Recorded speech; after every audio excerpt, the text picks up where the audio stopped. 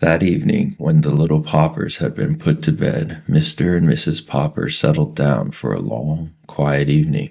The neat living room at 432 Proudfoot Avenue was much like all the other living rooms in Stillwater, except that the walls were hung with pictures from the National Geographic magazine. Mrs. Popper picked up her mending, while Mr. Popper collected his pipe, his book, and his globe. From time to time, Mrs. Popper sighed a little as she thought about the long winter ahead. Would there really be enough beans to last, she wondered. Mr. Popper was not worried, however. As he put on his spectacles, he was quite pleased at the prospect of a whole winter of reading travel books, with no work to interrupt him. He set his little globe down beside him and began to read. "What are you reading?"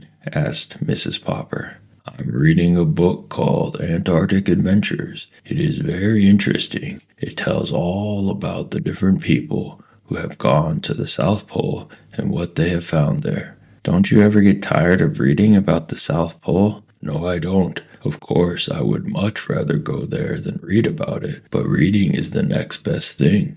"I think it must be very boring down there," said Mrs. Popper. "It sounds very dull and cold, and all that ice and snow." "Oh, no," answered Mr. Popper. "You wouldn't think it was dull if you had gone with me to see the movies of the Drake expedition at the Bijou last year." "Well, I didn't, and I don't think any of us will have any money for movies now," answered Mrs. Popper a little sharply. She was not at all a disagreeable woman, but she sometimes got rather cross when she was worried about money. "If you had gone, my love," went on Mr. Popper, "you would have seen how beautiful the Antarctic is, but I think the nicest part of all is the penguins. No wonder all the men on that expedition had such a good time playing with them. They are the funniest birds in the world. They don't fly like other birds. They walk erect like little men. When they get tired of walking, they just lie down on their stomachs and slide. It would be very nice to have one for a pet."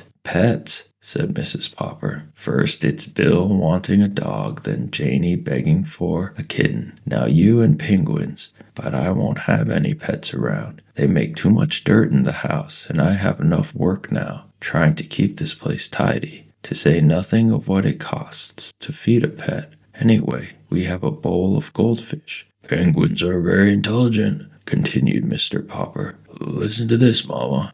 It says here that when they want to catch some shrimps, they all crowd over the edge of an ice bank. Only they don't just jump in, because a sea leopard might be waiting to eat the penguins. So they crowd and push until they manage to shove one penguin off to see if it's safe. I mean, if he doesn't get eaten up, the rest of them know it's safe for them all to jump in." "Dear me," said Mrs. Popper in a shocked tone. "They sound to me like pretty heathen birds." "It's a queer thing," said Mr. Popper, "that all the polar bears live at the North Pole and all the penguins at the South Pole. I should think the penguins would like the North Pole too, if they only knew how to get there." At 10 o'clock, Mrs. Popper yawned and laid down her mending.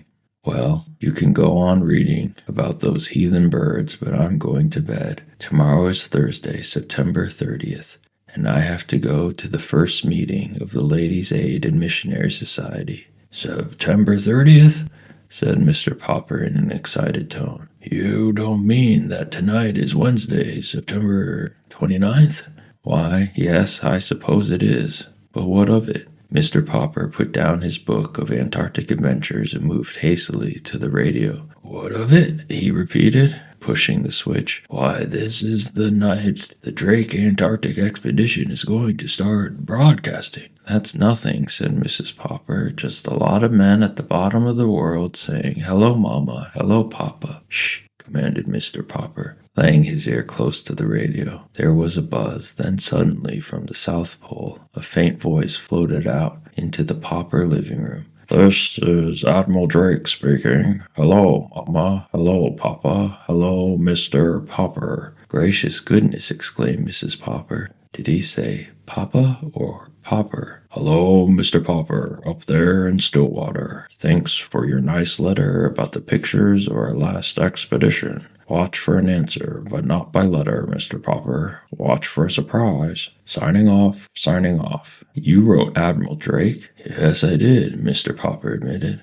I wrote him and told him how funny I thought the penguins were. Well, I never, said Mrs. Popper, very much impressed. Mr. Popper picked up his little globe and found the Antarctic. And to think he spoke to me from all the way down there.